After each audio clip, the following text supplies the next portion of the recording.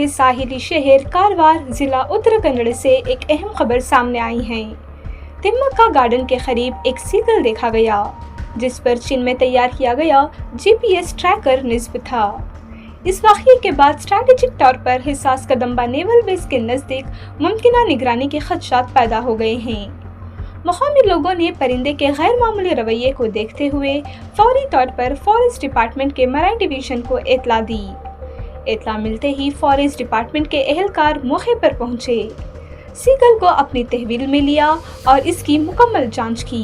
جانچ کے دوران معلوم ہوا کہ GPS ٹریکر پر چائنیز اکیڈمی آف سائنسز کے research centre for eco environmental sciences کا پتہ درج ہے۔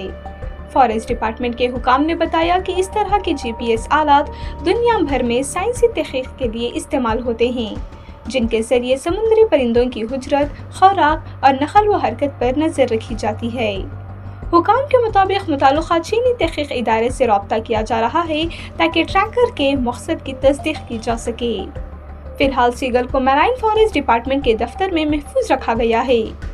حکام نے یہ بھی یاد دلایا ہے کہ گزشتہ سال نومبر میں کاروار کے وائٹ کھول پورٹ کے علاقے میں ایک وار ایگل پر بھی GPS ٹریکر دیکھا گیا تھا، جسے بعد میں تحقیقی سرگرمی سے جوڑا گیا تھا۔